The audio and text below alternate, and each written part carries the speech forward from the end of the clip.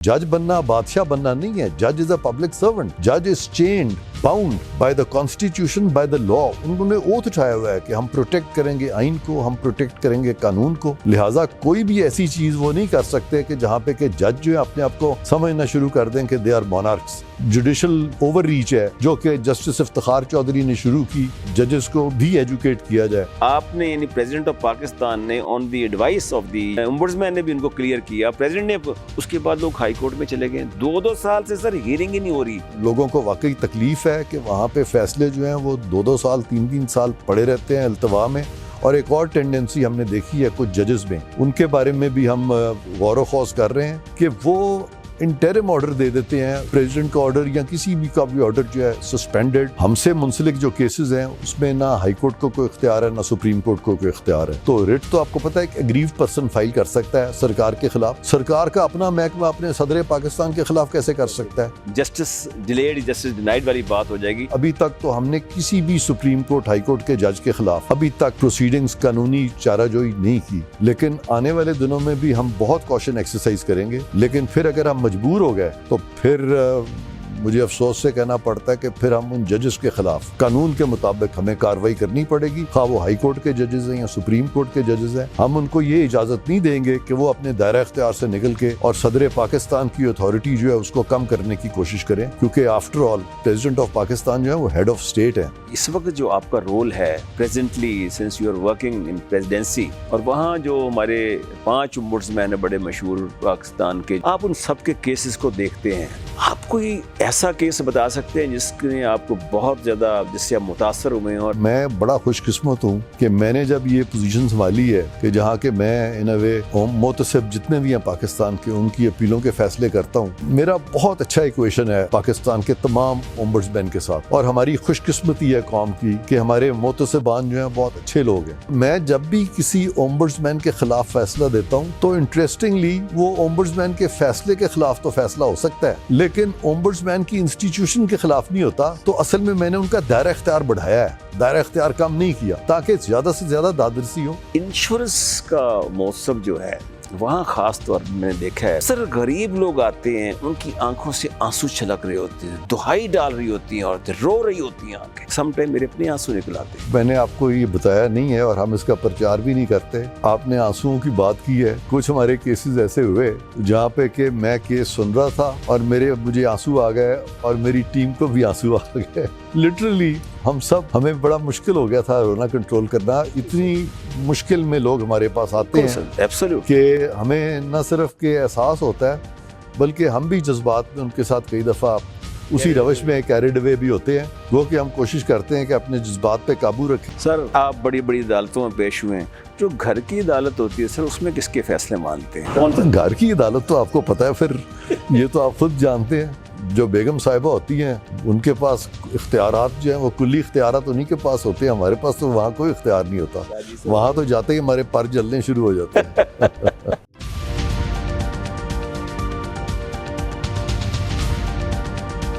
बिस्मिल्लाहिर्रहमानिर्रहीम। नाज़रीन, programme the bureaucrat में आपका होस्ट अब्दुल बासित खान हाजिर खिदमत है। आज मेरे साथ एक बहुत मुक़्तदर शख्सियत हैं, बहुत जानी पहचानी शख्सियत हैं, पूरा पाकिस्तान इनको जानता है।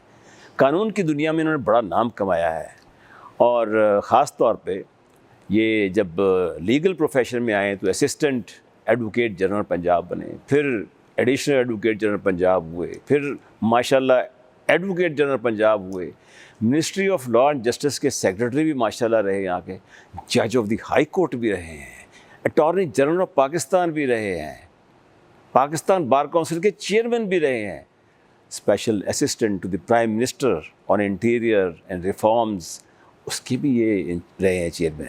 और उसके साथ साथ presently he is serving as legal adviser to the president of Pakistan, none other than Irfan Qadir साहब। Welcome to the show sir. Thank you जी।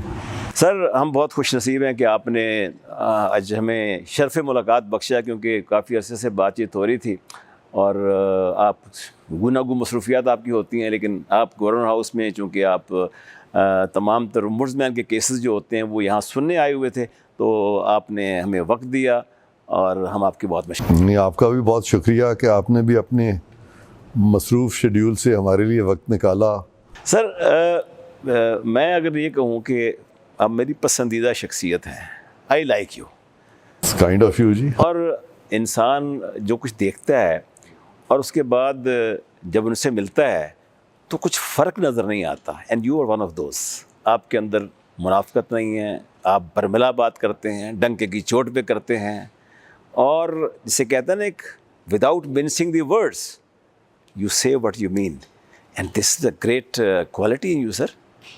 ये आपकी मेहरबानी है कि आप मेरे बारे में एक अच्छा तासुर रखते हैं। हाँ। अच्छा सर, जब आप माशाल्लाह, मैंने जो आपका थोड़ा सा पढ़ा है कि आपका जो लाइफ करियर है, आपके वालिद साहब ब्यूरोक्रेट, वो चेयरमैन पाकिस्तान रेलवे रहे, आपके फादर इन लॉ भी चीफ जस्टिस, ब्यूरोक्रेट, बल्कि जुडिशरी, मेरे फादर इन लॉ जहाँ बैठे हुए हैं वो गवर्नर भी रहे हैं पंजाब के जी। व्हाट अ ग्रेट, मेरा आई ख्याल है कि थिंक 20 दफ़ा तो वो पाकिस्तान के चीफ जस्टिस बने। माशाल्लाह माशाल्लाह।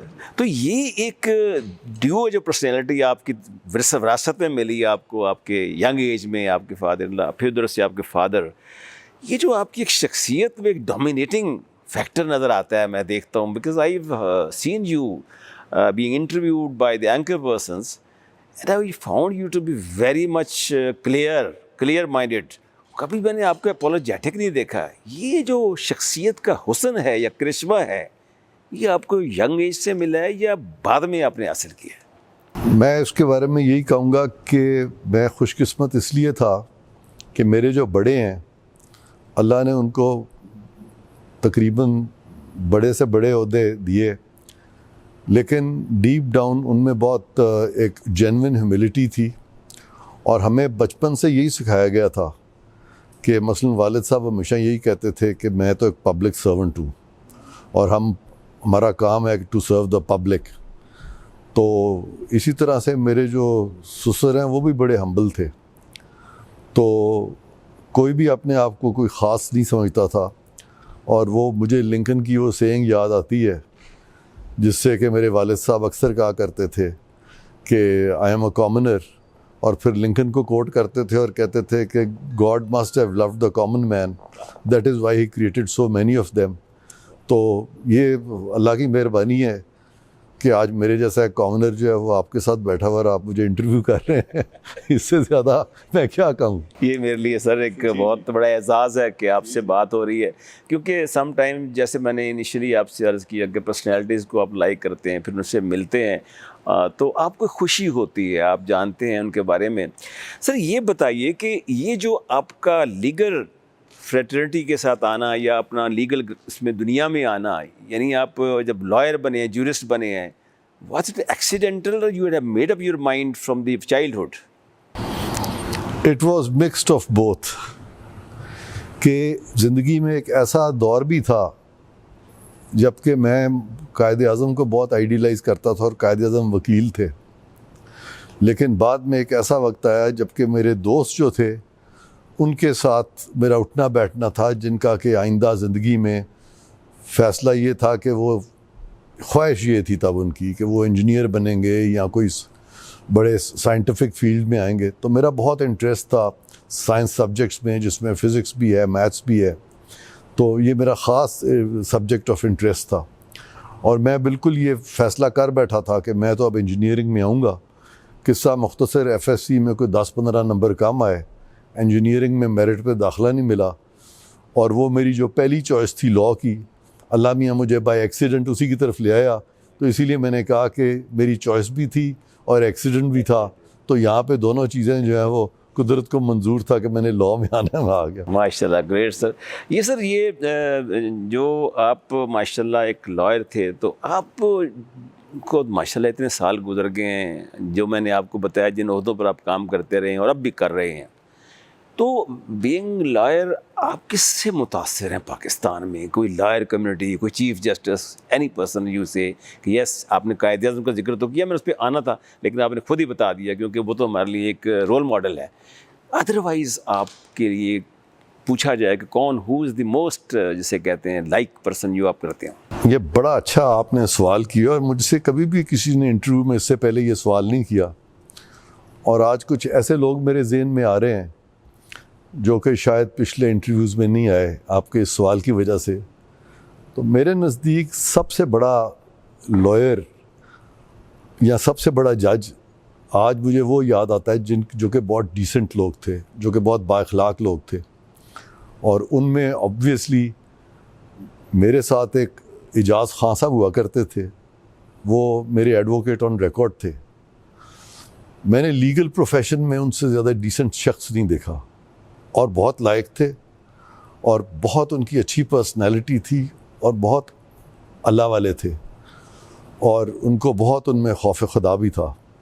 और उनकी आपको एक बात बताता चलूँ कि जिस महीने उनको 30,000 रुपये इकट्ठे हो जाते थे फ़ीसों में, तो जब मैं उनको कोई इजाफी केस देता था तो उन्होंने अल्लाह से दुआ की थी कि जब भी मुझे 30,000 एक महीने में हो जाएंगे तो उससे ज़्यादा अगर पैसे आएंगे तो मैं उसका केस मुफ्त किया करूँगा। तो वो जो क्लाइंट्स थे जो कि इजाफी होते थे, उनका वो केस खुद ही मुफ्त करते थे, और वो उस पर एंड तक कायम रहे टिल इज़ डेथ। 90s में उनकी डेथ हुई, लेकिन वो बहुत ही आला आदमी थे। और फिर जो मुख्तलिफ जजेस थे जिनके साथ के मेरा बहुत ताल्लुक़ रहा, जो बड़े डिसेंट लोग थे, उनमें सर फहरिस्त जो थे, वो लोग शायद उनको इतना पसंद ना करें, लेकिन उनके बारे में एक कंट्रोवर्सी भी रहती थी, लेकिन मैंने उनको बहुत अच्छा पाया था। वो ऑब्वियसली मेरे father in law justice Aslam Riaz Hussain के बाद अगर मैं किसी का नाम लूँ तो वो फिर जस्टिस शफीउर रहमान, जस्टिस अफजलजुल्ला, और ये वो लोग थे जो कि बहुत डिसेंट थे। जस्टिस साद सऊद जान, और एक और जज साहब थे जस्टिस इरशाद हसन खान, वो बड़े सख्त थे, और मुझे बड़ी मुश्किल होती थी उनकी अदालत में जाके, और वो बड़े पैदर पै सवाल भी करते थे, लेकिन वो अंदर से बहुत शफकत रखते थे मुझसे, और वो भी मुझे पसंद है। और फिर मैं कभी नहीं भूल सकता, एक और जज साहब थे हमारे लाहौर हाई कोर्ट के, उनका नाम था जस्टिस राजा अफरा सियाब साहब। जी हाँ। और उनकी जो ह्यूमिलिटी थी वो अनसरपासेबल थी। यानी इतना मैंने हम्बल और डीप डाउन नेक आदमी बहुत कम देखे हैं, और वो डीप डाउन बहुत ही खुदा तरस थे। तो इस तरह के ये जो जजेस हैं आज भी मुझे याद हैं, और भी लोग होंगे बहुत सारे अच्छे हमारे साथ। फिर कुछ लोग जो थे सीनियर्स में जिन्होंने मेरे साथ बहुत शफकत की, उसमें ये जो हमारे चीफ जस्टिस थे पीछे, साकिब निसार, उनके वालिद अच्छा। साकिब निसार, उस कैटेगरी में तो मैं फ़िलहाल तो नहीं लाऊंगा, उनमें भी ज़रूर खूबियाँ होंगी अपने वालिद की, लेकिन उनके जो वालिद हैं मियाँ निसार बहुत बेहतरीन आदमी थे। वो भी जस्टिस थे सर? जी, वो भी जज थे, और बाद में वो वकालत में आ गए थे। और उनकी दोस्ती थी बहुत एजाज़ बटालवी साहब से, उनसे मेरी भी बहुत ताल्लुक़ था एजाज़ बटालवी साहब से। अक्सर हम उनके दफ्तर में जाके बैठते थे, तो मियाँ निसार भी वहाँ आया करते थे, और वहाँ पे ख्वाजा सुल्तान साहब वो भी आते थे, बहुत नामी ग्रामी वकील थे। उनके जो भाई थे ख्वाजा खुर्शीद अनवर, बहुत बड़े कंपोज़र थे, मौसीकार थे, और ये सारा एक ग्रुप हुआ करता था। और उससे पहले हमारे एक लॉयर होते थे जिनके साथ मैंने काम शुरू किया था, चौधरी इकबाल साहब, बड़े मेहनती थे, बड़े बाअखलाक थे, और वो सारे जो थे, मेरा ख्याल है मेरी ज़िंदगी में इन लोगों का बहुत कंट्रीब्यूशन था कि जहाँ मैं आज खड़ा हूँ। अगर ये लोग ना होते तो शायद मुझे लॉ में जो इंसाइट मिली और जो मुझे लीगल प्रोफेशन की समझ आई वो शायद ना आती। लेकिन सर आप माशाल्लाह जज भी बने, फिर आप आगे क्यों नहीं चले, जज से आगे क्यों नहीं गए, क्या वजह थी? नहीं, मैं तो चलता रहा आगे। तो जज के बाद आपको सुप्रीम कोर्ट के जज नहीं गए? सुप्रीम कोर्ट के जज से अल्लाह ने मुझे बड़ी पोजीशन दे दी है, एट ए यंगर एज दे दी। उसके बाद मुझे कोई तमन्ना ही नहीं थी सुप्रीम कोर्ट के जज बनने की, बल्कि बाद में मुझे एक दो दफ़ा कहा भी गया कि उस वक्त के लॉ मिनिस्टर ने एक प्लान हो रहा था कि मुझे डायरेक्टली सुप्रीम कोर्ट में ले जाया जाए, लेकिन उस वक्त मैंने बिल्कुल इनकार किया था, पॉइंट ब्लैंक कहा था कि मैं अब सुप्रीम कोर्ट में नहीं जाना चाहता। सही है, ये भी फैक्ट है। और ये भी फैक्ट है कि मेरा नाम 2004 में सुप्रीम कोर्ट के लिए उस वक्त की हुकूमत ने कंसिडर भी किया था। उस वक्त मैं बनना चाहता था लेकिन नहीं बना। तो ये चीज़ें अच्छा होती सर, हैं। ये जो आपकी तबीयत का खासा है, जो मैंने अभी इनिशियली फ्लेवर आपसे लिया है गुफ्तगू में, कि आप खुद भी एक डाउन टू अर्थ आदमी हैं और आप खुद भी चाहते हैं कि एक जज या वकील को ज़्यादा, जिसे कहते हैं, एक्टिवली नहीं करना चाहिए काम के, मैं दूसरे लफ्ज़ों में बदतमीज़ नहीं होना चाहिए। और आप माशाल्लाह इस चीज़ को पसंद करते हैं, जिन लोगों के नाम लिए हैं आपने आके। लेकिन जैसे आपने अभी निसार साहब का लिया, तो वो आपने एक इंटरव्यू में कहा भी कि वो उनसे अच्छा फ़ैसला लिखने वाला शायद नहीं है कोई, लेकिन वो साथ थोड़े से गर्म हो जाते हैं तबीयत में, गुस्सा आता है। साकिब निसार साहब की आपने कहा था कि ये तबीयत के गर्म हो जाते हैं, तो बस वो पार्ट को छोड़ें, अदरवाइज। नहीं नहीं, मैंने ऐसे नहीं कहा था। साकिब साहब जो है वो अपने जज्बाती होते थे कभी जज्बाती कभी। हाँ, मैं समझता हूँ कि काश वो इतने जज्बाती ना होते हाँ, तो बेहतर होता, क्योंकि उनमें वो ठहराव नहीं था जो उनके वालिद साहब में था। वाले साहब, मियाँ निसार में बहुत ठहराव था।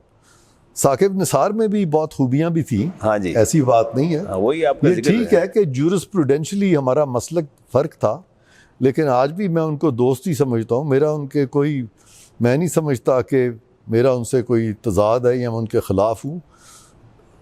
जूरिस्प्रूडेंशली हमारे डिफरेंसेस हुए, बिकॉज जब अदलिया डिवाइड हो गई, दो किस्म के पीसीओ जजेस में, एक वो पीसीओ जजेस थे जिन्होंने जनरल मुशर्रफ के पहले पीसीओ पे उठाया, और एक वो थे जिन्होंने जनरल मुशर्रफ के दूसरे पीसीओ पे उठाया। मुझे भी कहा गया था दूसरे पीसीओ पे उठाने का, मैंने नहीं उठाया था, मैंने तब इनकार कर दिया था। लेकिन जब मैंने ओथ उठाया जज का, तो मैंने पीसीओ पे नहीं उठाया था, मैंने कॉन्स्टिट्यूशन पे उठाया था। तब तक कॉन्स्टिट्यूशन रिस्टोर हो गई। स्टोर हो चुका था आगे। अच्छा सर, ये बड़ी माशाल्लाह खूबी की बात है, और मैं समझता हूँ कि इस वक्त जो आपका रोल है presently, since you are working in presidency, और वहाँ जो हमारे 5 ओम्बुड्समैन हैं बड़े मशहूर पाकिस्तान के, जो इंश्योरेंस के ओम्बुड्समैन हैं, फेडरल ओम्बुड्समैन हैं, और हमारे इन टैक्स ओम्बुड्समैन हैं, बैंकिंग ओम्बुड्समैन हैं, बिसाइड दैट जो ओम्बुड्स पर्सन जो हैं, जो कि protection to the women at work place जो हैं, आप उन सब के केसेस को देखते हैं। आप कोई ऐसा केस बता सकते हैं जिसने आपको बहुत ज़्यादा, जिससे आप मुतासर हुए हैं और आपका दिल किया कि यार, आपने कहा कि नहीं, ये केस बिल्कुल गलत है, ये आपने, वैसे मैंने आपके फैसले देखे हैं, उसमें आपने अक्सर औकात जजमेंट्स जो उन्होंने किए हैं ओम्बुड्समैन ने, आपने उनको वो किया है, डिसमिस किया है उनके अपील को। जी जी, मैं सबसे पहले तो ये बताऊं कि मैं बड़ा खुशकिस्मत हूँ कि मैंने जब ये पोजीशन संभाली है कि जहाँ के मैं इन अ वे मोतसिब जितने भी हैं पाकिस्तान के, उनकी अपीलों के फ़ैसले करता हूँ। तो हमारे जो मोतसिब हैं सारे के सारे, उनकी परफॉर्मेंस बहुत अच्छी रही है और बहुत अच्छी है, आज भी बहुत अच्छी है, और मेरे उनसे डिफरेंसेस बहुत कम हुए हैं। फ़र्क सिर्फ इतना, अभी मुझे हमारे सिराजुद्दीन अजीज़ साहब हैं, बैंकिंग मोतसिब हैं, उन्होंने मुझे कोई चंद दिन पहले कराची बुलाया हुआ था, 2-3 दिन पहले, तो उनकी कॉन्फ्रेंस थी मोतसिब बैंकिंग के 20 साल। तो वहाँ पे मैंने उनको ख़ुद ये बात की तकरीर करते हुए, मैंने कहा कि जी, मैंने तो आपके जितने भी फ़ैसले देखे हैं, मेरा आपका तो डिफरेंस ही कोई नहीं है। और मैंने ये कहा उनको, मैंने कहा कि आप तो 100% रिलीफ दे रहे हैं लोगों को, लेकिन साथ ही मैंने कहा मैं 110% दे रहा हूँ। तो वो मैंने इसलिए नहीं कहा था कि मैं अपनी तारीफ़ करना चाहता था, बल्कि मैंने ये किया कि जितनी रिलीफ उन्होंने दी थी, मैंने उससे थोड़ी सी बढ़ के रिलीफ इसलिए दी कि जिन लोगों को बैंकों से पैसे लेने होते हैं और वो बैंक उनको कोई 7-7, 8-8 साल या 2-2 साल, 1-1 साल इंतज़ार कराते हैं, तो वो जो मनी की वैल्यू में जो कमी आती है इन्फ्लेशन की वजह से, तो मैंने ये कहा कि आप वो भी काइबोर रेट लगा के या उसमें मार्कअप या जो भी नॉर्मल प्रॉफिट है वो दें। तो इस कॉन्टेक्स्ट में मैं बात कर रहा था।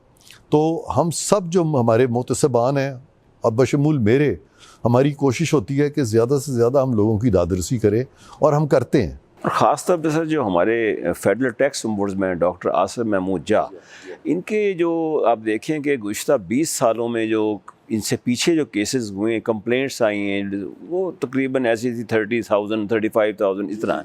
लेकिन इन्होंने गुज़श्ता 5 सालों के अंदर मेरा ख्याल है 53,000 से ज़्यादा केसेस कर दिए आके। ये एक रिकॉर्ड है माशाल्लाह उनके पास, he holds that record because he is a social reformer as well.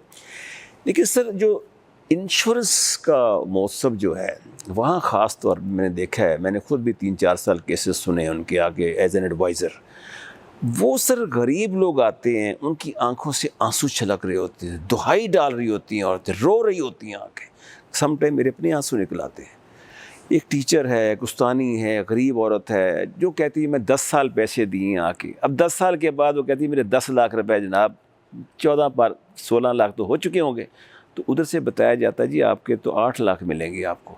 तो वो उसके पाँव से ज़मीन निकल जाती है कि मेरे तो असल रकम से कम कर रहे हैं आप आके। तो उस पर फिर ये कंपनी वाले क्या करते हैं कि इनके पास 3 रेट्स होते हैं, 8%, 10%, 12%। ये कहते थे जी हम आपको 8% से लगाएंगे, हम आपको मिनिमम देंगे आके। अब आप देखिए कि वो जब एमिकेबल सेटलमेंट भी करते हैं, गरीब लोग होते हैं, कहते हैं जी अब यहाँ से फ़ैसला ना हुआ तो पता नहीं 2-3 साल और चले जाएंगे, अपनी बच्ची की शादी करनी है, किसी बेटे की शादी करनी है, इवेंचुअली वो से एग्री कर जाते हैं। ये एक धंधा जो है सोशल मीडिया में बहुत आ रहा है इसके ऊपर। इसके लिए आप क्या कर रहे हैं सर कि इसमें कोई ऐसा एक्शन हो जिसमें कि इनको तनबीह की जाए? क्योंकि मैं नहीं शायद उस बात का, मैं उनको कहा करता था आप वीडियो लिंक पे मेरे से देख रहे हैं, मैं इनके आंसू देख रहा हूँ, आपने इनके आंसू देख रहे हैं। तो वो कहते नहीं। इंसिडेंटली मैंने आपको ये बताया नहीं है और हम इसका प्रचार भी नहीं करते। आपने आंसुओं की बात की है, इंश्योरेंस में तो हमारे आंसू नहीं निकले, लेकिन कुछ हमारे केसेस ऐसे हुए जहाँ पे कि मैं केस सुन रहा था और मुझे आंसू आ गए और मेरी टीम को भी आंसू आ गए और लिटरली हमें बड़ा मुश्किल हो गया था रोना कंट्रोल करना। इतनी मुश्किल में लोग हमारे पास आते हैं कि हमें न सिर्फ के एहसास होता है बल्कि हम भी जज्बात में उनके साथ कई दफ़ा उसी रवश में कैरिड अवे भी होते हैं। वो कि हम कोशिश करते हैं कि अपने जज्बात पे काबू रखें। लेकिन आपने बड़ा अच्छा किया कि मुझे आज इंश्योरेंस की तरफ जो लोगों की जो तकलीफ़ है, जो उनको दुख हो रहा है या जिसकी वजह से उनके आंसू निकलते हैं, वो मुझे बावर कराया है। और हम इसमें बता दूं मैं आपको हम क्या कर रहे हैं। हम ये कर रहे हैं कि न सिर्फ कि उनका जो ज़र असल है हम वो वापस करते हैं जो उन्होंने प्रीमियम जमा कराए होते हैं, बल्कि उस पे हम उनको जो मनी की जो एक मार्कअप है, प्रॉफिट है, हम उनको वो भी देते हैं और हम उनकी पूरी मुकम्मल दादरसी करते हैं। और इंश्योरेंस में तकरीबन हमारी दादरसी जो 100% है, क्योंकि इस डायनेमिक्स को आप समझें होता क्या। बहुत सारे जो इंश्योरेंस एजेंट्स हैं मुख्तलिफ बैंक्स के मैनेजर बने होते हैं, वो लोगों को एलोर करते हैं कि जी आपको बड़े अच्छे प्रॉफिट्स भी देंगे और आपका पैसा भी सिक्योर रहेगा, और फिर अगर आपको कुछ हो गया तो आपकी औलाद जो है वो भी सिक्योर होगी, आपकी बेगम भी सिक्योर होगी, आपके एयर्स भी सिक्योर होंगे। लेकिन होता क्या है कि अगर खुदा ना खास्ता किसी की डेथ हो जाए तो उनको इस कदर तंग किया जाता है और इतने रखने अटकाए जाते हैं कि मसलन अगर किसी ने डेथ इंश्योरेंस कराई है तो उस इनका एक ही चीज़ होती है कि जी इन्होंने तो हमको डिस्क्लोज ही नहीं किया था कि ये बीमार है, हमने तो इनकी बीमारी पकड़ ली है। तो वो सारा हमने स्ट्रीमलाइन कर दिया और हमने 100% लोगों को रिलीफ दिया है इंश्योरेंस केसेस में। तो ये एक कोशिश है जो हम कर रहे हैं, और उस पर जो लॉ है उसमें जो भी कन्फ्यूजन था इस रास्ते में वो सारा बाय एंड लार्ज जब हमने उसको रिजॉल्व कर दिया हुआ। सर ये तो ऐसा भी करते और लोगों को पता नहीं है। अगर लोगों को पता हो ना तो लोग हमारे पास ज़्यादा आएंगे और हम सब की दादरसी कर रहे हैं। लो बंदा इंश्योरेंस कराता है, जब वो हयात होता है तो उस दौरान में अगर आपको कोई बीमारी वगैरह का उसका इशू है, उस दौरान में आप उसके सामने वो बीमारी लेके आए। जब वो मर जाता है तो उसके एयर्स कैसे ये डिफेंड कर सकते हैं? बिल्कुल सही। और वैसे भी कानून ये है कि मरे हुए आदमी के खिलाफ तो आप केस कर ही नहीं सकते। तो मरे हुए के खिलाफ केस नहीं कर सकते तो फिर आप मरे हुए के खिलाफ हम कैसे फैसला दें? तो उसकी ज़िंदगी में आप ये चीज़ उठाएं कि भाई आपने ये चीज़ छुपाई है, झूठ बोला, ताकि उसको पूरा मौका हो। लेकिन अगर एक दफ़ा मर गया और फिर आपने इस तरह का पॉइंट रेज किया तो फिर हम आपकी नहीं सुनेंगे और हम नहीं सुनते फिर। और सर बैंकिंग जो इंश्योरेंस होती है उसमें ख़ास तौर पे ये जो बैंकिंग में होता है उसमें मैंने देखा कि अक्सर औकात बैंक मैनेजर जो होता है वो देखता है कि जी ये बेवा है, इसके सऊदी अरब से पैसे आ रहे हैं, ये वो है, इसके फलाने मुल्क से पैसे आ रहे हैं। उनको पता होता है कि वो कमीशन एजेंट्स होते हैं इंश्योरेंस के। एब्सोल्युटली। एक तरफ तो वो बैंक में बैठे होते हैं, ऊपर से उनको उनके अकाउंट्स का पता होता है, और दूसरा वो एलोर करते हैं कि वो इंश्योरेंस भी करा लें, और फिर उसके अलहदा उनको कमीशन एजेंट भी बन जाते हैं, उनसे पैसे भी वसूलते हैं। तो ये सारी चीज़ जो है हमारे नोटिस में है, लेकिन हम इस पे नहीं जाते कि वो कमीशन लेता है नहीं लेता, क्योंकि हमारे पास डायरेक्ट एविडेंस नहीं होता। लेकिन हम इस चीज़ को बड़ी सख्ती से उसका नफाज करते हैं कि लोगों के जो पैसे हैं वो नहीं डूबने चाहिए, और वो हम डूबने नहीं देते। नहीं। अच्छा सर, ये एक और 2-3 केसेस ऐसे हैं जो मैं जानता हूँ कि जो कि आपने यानी प्रेसिडेंट ऑफ पाकिस्तान ने on the advice of the, यानी उन्होंने ओम्बुड्समैन ने भी उनको क्लियर किया, प्रेसिडेंट ने, उसके बाद लोग हाई कोर्ट में चले गए। 2-2 साल से सर हियरिंग ही नहीं हो रही। आई नो दोज पीपल, मैंने बात भी की है, कहा जी हमारी सुनवाई नहीं हो रही सर, हमारा केसेस हर दफ़ा लेफ्ट ओवर हो रहा है। देखें, इसमें 2-3 इश्यूज़ हैं हमारे इस वक्त। एक तो ये है कि हम सरकार के जो महकमे हैं उनको एजुकेट कर रहे हैं, क्योंकि हमारा जो कानून है, हमसे मुंसलिक जो केसेस हैं उसमें ना हाई कोर्ट को कोई इख्तियार है ना सुप्रीम कोर्ट को कोई इख्तियार है। और सरकारी महकमे जो हैं वो हाई कोर्ट चले जाते हैं, वो सुप्रीम कोर्ट चले जाते हैं। तो उनको हमने अब लेटली लेटर्स एड्रेस किए हैं और हमने उनको बताया है कि भाई आप कानून की वायलेशन कर रहे हैं। और वैसे भी रिट जुरिस्डिक्शन में जाना, तो रिट तो आपको पता है कि एग्रीव्ड पर्सन फाइल कर सकता है सरकार के ख़िलाफ़। सरकार का अपना महकमा अपने सदर पाकिस्तान के ख़िलाफ़ कैसे कर सकता है? तो ये चीज़ें हो रही हैं। ये जो एक मैं समझता हूँ कि ये एक अनरूली चीज़ जो आ गई है हमारी अदालतों में, ये वो जुडिशल ओवर रीच है जो कि जस्टिस इफ्तिखार चौधरी ने शुरू की, और उसके बाद 1-2 चीफ़ जस्टिस आए, और पीछे भी हमारे 1-2 चीफ़ जस्टिस आए जो कि जुडिशल ओवर रीच का शिकार हुए। उस ओवर रीच को अब हम पूरी तरह से कोशिश हैं कि ख़त्म किया जाए और जजेस को भी एजुकेट किया जाए। और अभी तक तो हमने किसी भी सुप्रीम कोर्ट, हाई कोर्ट के जज के ख़िलाफ़ अभी तक प्रोसीडिंग्स, कानूनी चाराजोई नहीं की। लेकिन आने वाले दिनों में भी हम बहुत कॉशन एक्सरसाइज करेंगे। लेकिन फिर अगर हम मजबूर हो गए तो फिर मुझे अफसोस से कहना पड़ता है कि फिर हम उन जजेस के ख़िलाफ़ कानून के मुताबिक हमें कार्रवाई करनी पड़ेगी, खा वो हाई कोर्ट के जजेस हैं या सुप्रीम कोर्ट के जजेस हैं। हम उनको ये इजाज़त नहीं देंगे कि वो अपने दायरा इख्तियार से निकल के और सदर पाकिस्तान की अथॉरिटी जो है उसको कम करने की कोशिश करें, क्योंकि after all president of Pakistan जो है वो हेड ऑफ़ स्टेट हैं। वो उनकी जो जुरिस्डिक्शन है उसमें कानून में लिख दिया गया कि कोई जज, हाई कोर्ट हो, सुप्रीम कोर्ट हो, किसी भी अदालत को उसमें मुदाखलत नहीं कर सकता। उसमें हम बहुत क्लियर हैं। और लोगों को वाकई तकलीफ़ है कि वहाँ पे फ़ैसले जो हैं वो 2-2 साल, 3-3 साल पड़े रहते हैं अल्तवा में। और एक और टेंडेंसी हमने देखी है कुछ जजेस में, उनके बारे में भी हम गौर व खौज कर रहे हैं कि वो इंटरिम ऑर्डर दे देते हैं कि जी प्रेसिडेंट का ऑर्डर या किसी भी का भी ऑर्डर जो है सस्पेंडेड, स्टेड, तो बग़ैर डिटरमिन किए हुए कि उनका कोई आर्ग्यूबल केस है कि नहीं, उनका कोई उसमें कोई इरिपेरेबल लॉस है, बैलेंस ऑफ इनकन्वीनियंस है, ये बेसिक इंग्रेडिएंट्स हैं स्टे देने के, बग़ैर रीजंस के वो स्टे दे देते हैं एज इफ़ के वो बादशाह बन गए हैं। तो जज बनना बादशाह बनना नहीं है। जज इज़ अ पब्लिक सर्वेंट। जज is chained, bound by the constitution, by the law. उन्होंने ओथ उठाया हुआ है कि हम प्रोटेक्ट करेंगे आइन को, हम प्रोटेक्ट करेंगे कानून को। लिहाजा कोई भी ऐसी चीज़ वो नहीं कर सकते कि जहाँ पे कि जज जो है अपने आप को समझना शुरू कर दें कि दे आर मोनार्क्स। और हिंदुस्तान में कुछ जजेस ने किया था, और हिंदुस्तान सुप्रीम कोर्ट ने बड़ी सख्त उनको तंबीह की थी कि ऐसे हाई कोर्ट जजेस जो अपने आप को मोनार्क समझते हैं, वो मोनार्की का ना वो मोनार्की हैं, ना वो मोनार्की का हिस्सा है, ना उस मुल्क में मोनार्की है। तो पाकिस्तान में भी कोई मोनार्की नहीं है। यहाँ पे भी जो हाकमियत है वो अल्लाह ताला की है, और हम सब जो हैं अपने अपने अवाम को सर्व कर रहे हैं। We are all public servants. और ये इसलिए भी है कि आप समझते हैं कि ये जो ओम्बुड्समैन के ऑफिस हैं ये 45 से 60 दिनों के अंदर फैसला करते हैं, और इन केस अगर वो इनके पास चले जाते हैं तो 2-2 साल तक, तो नेचुरली वो तो जस्टिस डिलेड, जस्टिस डिनाइड वाली बात हो जाएगी। तो ये आपका पॉइंट भी बड़ा अच्छा है। और मैं उन लोगों, अब किसी को भी जो ग्रीवेंसेस हो हैं एग्जीक्यूटिव के ख़िलाफ़, फेडरल गवर्नमेंट के ख़िलाफ़, इंश्योरेंस सेक्टर के ख़िलाफ़, बैंकिंग सेक्टर के ख़िलाफ़, ख़वातीन के हरासमेंट मैटर्स में और ख़वातीन प्रॉपर्टी मैटर्स में, तो फोरम्स जो हैं वो मुतय्यन कर दिए गए हैं। वो फोरम ना हाई कोर्ट है ना सुप्रीम कोर्ट है, वो मुतसिबान है, वो सदर पाकिस्तान है। ये बड़ी खुशी की बात है कि जो कई केसेस आते हैं आपके पास मौसम की तरफ से, आप उनको विंडिकेट भी करते हैं। लेकिन मोस्ट ऑफ द केसेस में देखा कि आपने ओम्बुड्समैन के फैसलों को भी आपने उनको वो किया है। अच्छा, ये मैं आपको क्लियर कर दूं कि मेरा बहुत अच्छा इक्वेशन है पाकिस्तान के तमाम ओम्बड्समैन के साथ। और हमारी खुशकिस्मती है कौम की कि हमारे मोतसिबान जो हैं बहुत अच्छे लोग हैं।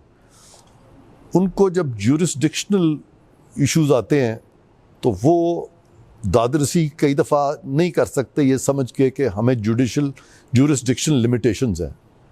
तो मैं जब भी किसी ओम्बड्समैन के ख़िलाफ़ फ़ैसला देता हूँ तो इंटरेस्टिंगली वो ओम्बड्समैन के फ़ैसले के ख़िलाफ़ तो फ़ैसला हो सकता है, लेकिन ओम्बड्समैन की इंस्टीट्यूशन के ख़िलाफ़ नहीं होता। इंस्टीट्यूशन की जो ज्यूरिसडिक्शनल लिमिट्स हैं मैं उसको बढ़ा रहा होता हूँ। बिल्कुल सही और है। मैंने ओवर द ईयर्स कोशिश किया, ओवर द ईयर्स क्या, अभी मुझे कोई 1.5 साल हुआ है यहाँ आए हुए, तो वहाँ पे मैंने ज्यूरिसडिक्शन जो है उनकी मोतसिब की जब भी कभी उनके फ़ैसले से एग्री नहीं किया तो असल में मैंने उनका दायरा इख्तियार बढ़ाया है, दायरा इख्तियार कम नहीं किया, ताकि ज़्यादा से ज़्यादा दादरसी हो। और लकीली हमारे जो मोतसिब हैं, वफाकी मोतसिब इजाज़ कुरैशी साहब या हमारे जो दूसरे मोतसिबान हैं, वो सारे इस चीज़ को समझते हैं कि भाई ये इरफान कादिर जो है ये ज्यूरिसडिक्शन को बढ़ाता है, हमारी ज्यूरिसडिक्शन को कर्टेल नहीं करता, क्योंकि हम सब आपस में एक दूसरे को सप्लीमेंट करते हैं, कॉम्प्लीमेंट करते हैं। हमारी आपस में कोई झगड़ा नहीं है, हम सब की एक ही ज़ील है कि लोगों की दादरसी हो, डाउन ट्रॉडन की दादरसी हो, और वो हम पूरी नेक नियति से कोशा रहते हैं कि करते हैं। बड़ा मुस्तहसन इक़दाम है और मैं आई रियली अप्रिशिएट आपके ये ख़यालात हैं सर। ये वैसे तो आपने माशाल्लाह बहुत इंटरव्यूज़ दिए हैं और जजेस की बातें भी हुई हैं, आप माशाल्लाह खड़े हो जाते हैं सामने। आपने एक वो जो एक अलायंस बनाया जजों का, उसकी बड़ी बात की है। क्या ये जुडिशल एक्टिविज़म जिसे कहते हैं वो तो अपनी जगह पे है ही है, जिसको आपने बता दिया कि मैं समझता हूँ कि नहीं होना चाहिए, बट बिसाइड दैट जो एक अलायंस जजेस का बना रिसेंटली और आप कहते हैं कि ये नहीं होना चाहिए, तो जो प्रेजेंस जिसे कहते हैं हाइब्रिड सिस्टम की बात करते हैं, आप हाइब्रिड सिस्टम को मानते हैं कि हाइब्रिड सिस्टम है ये? सबसे पहली बात तो ये है कि मैं कभी भी जजेस के आगे खड़ा नहीं होता। हाँ, मैं उन जजेस के आगे खड़ा होना लाजम समझता हूँ जो लोग हमारे सुप्रीम कोर्ट को एज एन इंस्टीट्यूशन कमज़ोर करते हैं या जो हमारे हाई कोर्ट्स को कमज़ोर करते हैं, क्योंकि मैं खड़ा होता हूँ हमेशा सुप्रीम कोर्ट के साथ और हाई कोर्ट के साथ, और मैं कभी नहीं खड़ा होता उन जजेस के हक़ में या जो जजेस जो हैं अपने सुप्रीम कोर्ट के ख़िलाफ़ खड़े हैं। मसलन पीछे हमारे एक दोस्त थे, वो चीफ़ जस्टिस बन गए, तो उन्होंने अपनी मर्ज़ी से केसेस जो हैं वो लगाने शुरू कर दिए। अब वो मेरे दोस्त तब भी थे, आज भी हैं। सही है, मैं उनके ख़िलाफ़ नहीं हूँ, लेकिन मैं उनकी इस चीज़ के ख़िलाफ़ था कि वो एज ए जज अपनी चीफ जस्टिस को तो मजबूत कर रहे थे, लेकिन सुप्रीम कोर्ट को उन्होंने वो होस्टेज बना लिया था, उससे इंस्टीट्यूशन कमज़ोर हो रही थी। तो मैं चाहता हूँ कि सुप्रीम कोर्ट भी एक मजबूत इंस्टीट्यूशन बन के उभरे, हाई कोर्ट भी एक मजबूत इंस्टीट्यूशन बन के उभरे, और इसी तरह से हमारा इदारा जो है ये भी एक मजबूत है। और आपस में हमारा कोई क्लैश नहीं है हाई कोर्ट सुप्रीम कोर्ट का, हम सबको एक दूसरे को साथ लेके चलना है। ये जो शुरू हुआ है कि वहाँ पे एक जज उठता है तो कंटेम्प्ट नोटिस देने की कोशिश करता है, तो वो पेशावर हाई कोर्ट के कुछ मामले हमारे सामने आए, वो chief justice Peshawar high court को पता भी नहीं है, वहाँ कोई रजिस्ट्रार वो चिट्ठी लिख रहा होता है हमारे जो डायरेक्टर जनरल्स हैं कि तुम्हारी सैलरी रोक दी जाएगी। तो ये चीज़ें जो हैं ये डिसेंसी के ज़ुमरे में नहीं आती कि अगर आपका डिफरेंस ऑफ ओपिनियन है तो वो हमें कंटेम्प्ट नोटिस देना शुरू कर दें। कल को मोतसिब आला जो है वो भी फिर किसी चीफ जस्टिस को कंटेम्प्ट नोटिस दे देंगे, तो ये चीज़ें नहीं होनी चाहिए। एक दफ़ा हुआ था ये, एक दफ़ा एक जज साहब ने कंटेम्प्ट नोटिस दे दिया ख़वातीन की मोतसिब को, तो ख़वातीन की मोतसिब ने वापस कंटेम्प्ट नोटिस उनको दे दिया। उन्होंने नोट कर दिया कि इंस्पेक्टर जनरल पंजाब पुलिस जो है मोतसिब को अरेस्ट करके लाए, और वो जो ख़वातीन की मोतसिब थी उन्होंने नोटिस दिया, आईजी को ऑर्डर किया कि वो पकड़ के लाए जज को मेरे पास। और वो जो चीफ जस्टिस है उस वक्त का, कोई उसका नाम था ज़हीर जमाली, हाँ जी, वो ज़हीर जमाली भी साइड लेनी शुरू कर दी उसने अपने जज की, और उसने नोटिस कर दिया ख़वातीन की मोतसिब को। तो ख़वातीन की मोतसिब ने जाके ज़हीर जमाली को बताया कि आपने मुझे तो नोटिस कर दिया है, जिसने पहल की थी, इनिशिएट किया था, उस जज को क्यों नहीं नोटिस किया। तो फिर ज़हीर जमाली घबरा गया और उसने फिर कभी केस ही नहीं लगने दिया। तो ये चीज़ें नहीं होनी चाहिए। मैच्योर डेमोक्रेसीज़ में कभी भी इदारे आपस में नहीं लड़ते। हम और सुप्रीम कोर्ट, हम एक दूसरे को, कौम को सर्व करने के लिए, आपस में लड़ने के लिए तो नहीं है। और मैं एक्सपेक्ट करता हूँ ये जो मौजूदा चीफ जस्टिस है याह्या अफरीदी, कि ये इनिशिएटिव लें इस चीज़ में, और मोतसिब का अदारा और हमारी सुप्रीम कोर्ट हम सब आपस में मिलजुल के चलें, ये नहीं कि हम आपस में लड़ते हुए नजर आए। बेसिक ऑब्जेक्टिव यही है कि justice at the door step, लोगों को इंसाफ उनकी जी दहलीज हाँ, पे जी हाँ, दिया जी हाँ। जाए और ये आप इंसाफ के और हम सब यहाँ पे नेक नीयति से काम कर रहे हैं, हमारे जजेस भी बड़े अच्छे हैं, नेक नीयति से काम कर रहे हैं। सिर्फ जो डिफरेंसेस पैदा होते हैं वो सियासी केसेस में होते हैं, और वो लड़ाई इस हद तक फैल जाती है कि लगता है कि जैसे हम सारे आपस में लड़ते रहते हैं। हम कोई नहीं लड़ते आपस में। सर आप इतने माशाल्लाह ओहदों पर कायम रहे हैं, बड़े बड़े ओहदे आपने लिए, जज भी रहे हैं आप। जी, जी, एक जी। जो बैकलॉग बहुत हो चुका है जो केसेस का, सिविलियन कोर्ट का यानी क्रिमिनल का भी, उनका भी। सर एक हमारे जो ब्यूरोक्रेट लोग हैं हमारे, बेशुमार हज़ारों की तादाद में, उनका एक केस था जो कि सुप्रीम कोर्ट ने किया है, high court, Islamabad high court को दोबारा रिमांड किया कि 3 महीने में फैसला कर दें। वो सर को तकरीबन हर दफ़ा जाते हैं, वो केस ही एक दिन पहले कैंसिल कर देते हैं आके। अब वो लोग हैं जिन्होंने अपने बच्चों की शादी करनी है, किसी ने अपने बेटे की शादी करनी है, 30-30 लाख रुपए दिए हमें। तो इसमें सर कोई प्रेसिडेंट साहब या आपका कोई रोल नहीं सर कि किसी तरीके से उन लोगों की सुनवाई हो? नहीं, देखें, हमारा दायरा इख्तियार अलग है, सुप्रीम कोर्ट हाई कोर्ट का दायरा इख्तियार अलग है। अगर आपको कोई इस तरह की शिकायत है तो वो आप हाई कोर्ट में दरख्वास्त दें या सुप्रीम कोर्ट में फॉर अर्ली हियरिंग दें और अपना मुद्दा वहाँ बयान करें। हमारी मेल एडमिनिस्ट्रेशन में अगर को अदालत नहीं सुन रही तो हमें ये इख्तियार नहीं है कि हाई कोर्ट सुप्रीम कोर्ट में अगर कोई मेल एडमिनिस्ट्रेशन है तो उससे सदर डील करे। सदर को इस तरह का इख्तियार कानून ने नहीं दिया। हाँ, आप ले दें तो हम इस तरह के इश्यूज़ को भी टेकअप कर लेंगे, फ़िलहाल हमें वो इख्तियार नहीं है। सर आप बड़ी बड़ी अदालतों में पेश हुए हैं, जो घर की अदालत होती है सर उसमें किसके फैसले मानते हैं? कौन सा घर की अदालत तो आपको पता है, फिर ये तो आप खुद जानते हैं। घर की अदालत में तो फिर जो बेगम साहिबा होती हैं उनके पास इख्तियारात जो हैं वो कुल्ली इख्तियारात उन्हीं के पास होते हैं। हमारे पास तो वहाँ कोई इख्तियार नहीं होता। शादी से वहाँ तो जाते ही हमारे पर जलने शुरू हो जाते हैं। तो शादी अरेंज थी और लव थी, मोहब्बत की शादी थी? हमारी शादी दोनों ही थी, अरेंज भी थी, लव भी थी। शुरू में तो यहाँ यही होता है ना कि अरेंज होती है, लेकिन जब अरेंज हुई थी और हमें मौका मिला एक दूसरे को मिलने का तो फिर ऑब्वियसली हमने एक दूसरे को पसंद कर लिया, तो फिर लव हो गई, तो उसके बाद फिर शादी भी होगी, तो सब कुछ ही हो गया। तो आपस में मियाँ बीवी के सबके झगड़े होते हैं सर, बाज़ का जो होता है तो उसमें कौन डोमिनेट ज़्यादा करता है? आप चुप हो जाते हैं या हमारी भाभी चुप हो जाती है? देखें, शादी जो है ना ये कांस्टेंट ये स्ट्रगल है और ये बड़ी मुश्किल चीज़ भी है, क्योंकि ऑब्वियसली आपस में डिफरेंसेस भी होते हैं, टेंशन्स भी होती हैं, लेकिन बावजूद के नफ़रतें भी हो सकती हैं, लेकिन उन सब चीज़ों के बावजूद इकट्ठे तो रहना पड़ता है, क्योंकि बच्चे भी कॉमन होते हैं, एक इतना वक्त गुजारा होता है कॉमन, तो ये सब चीज़ों को देखते हुए कांस्टेंट एडजस्टमेंट है। और वक्त के साथ साथ दोनों सीख जाते हैं कि खामन जो है वो बेगम को बता देता है कि भाई ये मेरा थ्रेशोल्ड ये है, और बेगम भी क्लियरली बता देती है कि मेरा थ्रेशोल्ड ये है। तो जब आप दोनों एक दूसरे के थ्रेशोल्ड की इज़्ज़त करना शुरू कर देते हैं तो फिर शादी जो है वो खुद ही कामयाब हो जाती है। माशाल्लाह, आपकी मसरूफियत से नहीं गिला करती कि आप बहुत मसरूफ़ रहते हैं?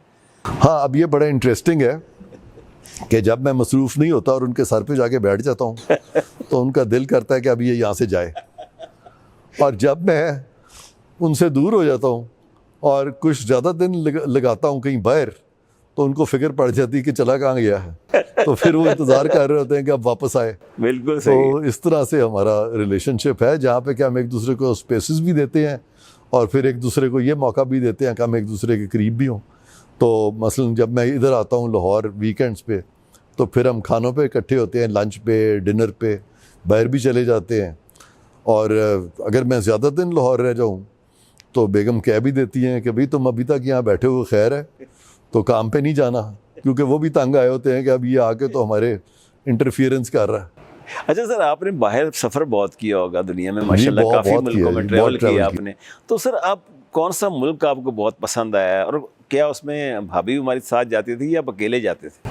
अब ये बड़ा इंटरेस्टिंग है कि हम जब शुरू के हमारे जो ट्रिप्स हैं, हमारी जब शादी को चंद साल हुए थे तो हम बच्चों को लेके हम सारे दोनों बाहर जाते थे, और हमने बहुत ट्रिप अमेरिका के लगाए उन दिनों में, तकरीबन हर साल हम चले जाते थे। अफ्रीका में भी आप गए? लेकिन जैसे जैसे बच्चे बड़े हो रहे थे तो फिर मुझे चूँकि जाना पड़ता था सरकारी तौर पे, और बहुत सारी कॉन्फ्रेंसेस में भी हमें वो इन्विटेशंस आ जाते थे, तो वो ज़्यादातर ट्रिप जो है मैंने अकेले लगाए। ख़ास तौर पे कुछ ट्रिप जो थे बड़े हाई प्रोफाइल थे, तो मैं चाहता था कि मेरी बेगम भी मेरे साथ होती, ज़रा देखती वहाँ पे कि कैसे वो बाहर वाले जो हैं वो ख्याल रखते हैं या वो मतलब ट्रीट करते हैं हमें। और ख़वातीन अक्सर खुश होती हैं। और फिर जब कई दफ़ा उनकी गाड़ियाँ लेने आई होती थी और वो बड़ी हमारी खातिर कर रहे होते तो ख्याल भी आता था कि भाई अगर बेगम होती तो अच्छा था, वो भी देखती कि जंगल में मोर नाचा किसने देखा। तो सर ये माशाल्लाह ये आपका बड़ा हुस्न है ना कि आप इस चीज़ को पसंद करते हैं, और ये अच्छी बात है क्योंकि ये इस उम्र में जब आपने सफ़र किए होते हैं इकट्ठे तो ये फिर रिकॉर्ड चलते हैं। नहीं, हमने बहुत सफ़र किया, हमने बहुत सफ़र किया। हम जब हमारी शादी हुई तो सबसे पहले हनीमून का जो ट्रिप था हमारा, वो हम गए दिल्ली, बॉम्बे, गोवा, इधर हम गए। फिर उसके बाद हमारा दूसरा जो ट्रिप था वो भी तकरीबन हनीमून का ही था उस वक्त। हम इंग्लिस्तान भी गए, फ्रांस भी गए, कुछ और यूरोपियन कंट्रीज़ देखी, स्विट्ज़रलैंड भी गए। उसके बाद फिर हम यूरोप भी जाते रहे, अमेरिका भी जाते रहे। तो हमने बहुत सफ़र इकट्ठा भी किया है, मैंने और मेरी बेगम ने। लेकिन मैंने इतना ज़्यादा सफ़र किया है कि उसमें बहुत सारे ऐसे सफ़र भी थे जब मैं अकेला था, यानी कॉन्फ्रेंस पे जाते थे, 3-4 दिन कॉन्फ्रेंस अटेंड की, 2-3 दिन ऑफ ले लिए, खुद फिरते रहे। तो इस तरह का भी मैंने काफ़ी सफ़र किया। और हमें बड़ा फ़र्क है, मेरी बेगम को ज़्यादा शौक़ है शॉपिंग करने का, वो मुझे बड़ा शौक़ है नेचर का। तो मेरी बेगम अक्सर कहती हैं कि भाई मुझे नहीं शौक़ कि मैं बस चिड़ियों को देखूं, कौवों को देखूं और मैं दरख्तों को देखूं। तो मुझे तो तुम शॉपिंग कराओ। और अगर मुझे उसके साथ शॉपिंग करनी पड़ जाती थी बहुत ज़्यादा कि मैं वहाँ पे वो लटकते हुए कपड़ों को ही देखता रहूं, तो नेचुरली मेरा भी दिल करता था कि भाई मैं अब साइट सीइंग भी करूं। तो फिर हम आपस में रिकनसाइल कर लेते थे, कुछ हिस्सा मैं उसके साथ शॉपिंग मॉल में गुजार देता था और कभी कभी उसको कहता था कि चलो अब बाकी जो दिन का हिस्सा है अब ज़रा साइट सीइंग भी कर लेते हैं। ग्रोसरी वगैरह भी सर इकट्ठे कभी लेते रहे हैं या ग्रोसरी हमेशा? नहीं, ग्रोसरी मैं लेता हूँ खुद। हाँ, मैं लेता हूँ। बेगम साहिबा बहुत कम जाती हैं, आउटिंग करनी हो तो निकल जाती हैं और फिर वो ड्राइवर के साथ। लेकिन ग्रोसरीज जो हैं वो यूजली वो ड्राइवर को भेजती हैं। और मुझे शौक़ है छुट्टी वाले दिन अपनी शॉपिंग ग्रोसरीज खुद करने का, तो वो मुझे पसंद है। मसलन मुझे फल लेना बहुत पसंद है, मुझे चंद मज़े की चीज़ें खाने वाली लेना या कोई ड्राई फ्रूट्स लेने हैं तो वो मैं ख़ुद चला जाता हूँ। और फल जो ख़ुद ना लें तो वो मज़ा नहीं आता, गो के बहुत ज़्यादा नहीं जाता, लेकिन अक्सर जब मौसम ठीक हो तो निकल जाता हूँ। तो सर ये आपको शौक़ कोई गाड़ियों के भी शौक़ हैं, पसंद करते हैं गाड़ियों को? बहुत शौक़ है। अच्छा, बहुत शौक़ है। तो शुरू से था शौक़ से या बाद में आया कुछ? वो शुरू से शौक़ ऐसे था कि वो शुरू से गाड़ियाँ देखते थे तो बड़ी खुशी होती थी, और जब बड़ी गाड़ी देखते थे और भी खुशी होती थी। तो वो मुझे याद है एक दफ़ा बचपन में हमारे वालिद साहब जो थे उन्होंने गाड़ी अपनी तब्दील करनी थी, तो हमारे घर एक गाड़ी आई, उस वक्त तकरीबन नई थी, दिखाई गई वालिद साहब को, वो मर्सिडीज़ थी। तो मेरा बड़ा दिल ललचाया कि वालिद साहब ये ले लें। तो एंड में वालिद साहब ने इसलिए नहीं ली कि उसकी कीमत 24,000 थी और जो नेक्स्ट गाड़ी थी ब्रांड न्यू वो 16,000 की मिल रही थी, तो 8,000 की रकम बहुत बड़ी थी। तो वो तब से वो हमेशा से दिल किया कि यार कभी तो हम अपनी गाड़ी अपनी मर्जी से खरीदें। Very nice, very. सर अब प्रोग्राम के आखिर में पहुंच गए हैं। हमारी लॉ फ्रेटर्निटी के लिए, नौजवान वकीलों के लिए जो कि एस्पायर करते हैं कि वो भी जज बने, वो भी आगे चले, उनके लिए सर पैगाम क्या देना पसंद करेंगे? यार उनके लिए यही पैगाम है कि हम बचपन से सुनते आए हैं कि be on the wicket and runs will follow. तो अब अगर आप लीगल प्रोफेशन आपने अडॉप्ट कर लिया है तो फिर आप घर से निकलें, रोज़ निकलें। अपना दफ्तर नहीं है तो किसी के दफ्तर में जाके बैठ जाएं। अगर किसी के दफ्तर भी आप ज़्यादा देर नहीं बैठ सकते तो कभी अदालत में जाके बैठ जाएं, लोगों से मिलें और लोगों से ताल्लुक़ कायम करें और अपना लगे रहें और हिम्मत करें। और इसमें बड़ी कामयाबी है। और आई मीन इसमें sky is the limit, you can do it. जब हम जैसे मामूली लोग जो हैं अगर वो प्रोफेशन में बाय एंड लार्ज कामयाब रहे हैं और profession has been kind to me also, तो profession will be kind to them also, why not. व्यवस्था रहे शजर से उम्मीद बाहर। हाँ, व्यवस्था रहे शजर से उम्मीदें बाहर रख। तो मुझे यकीन है कि वो लगे रहे। और फिर मैं ये ज़रूरी उनको ये मैसेज देना चाहता हूँ कि ये जो एक तासुर है ना, बड़ी मेहनत है, बड़ी मेहनत है, मेहनत है, कोई ऐसी बात नहीं है। मेहनत है लेकिन ऐसी नहीं है जो कि बहुत मुश्किल हो। तो मेहनत करनी भी चाहिए, लेकिन ये कि बड़ी मेहनत है और उस तरह की बात नहीं है। आपको सिर्फ ये है कि सोच से काम लेना है, अपना वक्त ज़ाया नहीं करना और ऐसे लोगों के साथ बैठना है जो आपको सही राह की तरफ लेके जाएंगे, ना कि ऐसे लोगों के कंपनी में आप चले जाएं जो आपको मिसलीड करें। तो अगर आप सही चेंबर में चले गए हैं या सही लोगों के साथ आपका राब्ता है, तो मैं समझता हूँ कि बावजूद मेहनत के यहाँ पे बड़ी तरक्की है और कामयाबी है। इरफान कादर साहब, बहुत शुक्रिया आपका। Thank you very much, wonderful meeting और बहुत हमें सुनने को और समझने को मिला। And God bless you always. नाज़रीन, ये थे इरफान कादर साहब, पाकिस्तान के इस वक्त मुशीर हैं, सदर पाकिस्तान के, और तमाम ओम्बड्समैन के काम को देखते हैं। और जिस तरह आपने उनकी गुफ्तगू से अंदाज़ा लगाया, डाउन टू अर्थ आदमी हैं और नरम गोशा रखते हैं गरीबों के लिए और ऐसे नादार लोगों के लिए, जैसे वो बताते हैं कि मुफ्त उनका उन्होंने लीगल असिस्टेंस भी दी है उनको। और उसके साथ साथ जो एक चीज़ जो मुझे बहुत अच्छी लगी, क्योंकि मैंने जो एक परसेप्शन था इनके बारे में जिस तरह था कि क्योंकि सख्त तबीयत के आदमी हैं, जब बोलते हैं तो किसी एंकर पर्सन से घबराते नहीं बल्कि उनको दबा लेते हैं आके। तो मैंने कहा शायद ये इनकी खासा है तबीयत का, लेकिन at the end of this interview मैं कन्विंस हूँ कि ये बहुत नरम दिल के आदमी हैं और मोहब्बत करने वाले आदमी हैं और ये चाहते हैं कि लोगों की मदद की जाए, लोगों से प्यार किया जाए। ये दुनिया प्यार के लिए है, आपस में बैठें, गुफ्तगू करें, बात करें, डायलॉग करें, ना कि किसी को डिक्टेट करें। तो इंशाल्लाह इनसे आइंदा भी मुलाकात होगी। आइंदा के लिए इजाज़त दीजिए। अल्लाह हाफ़िज़।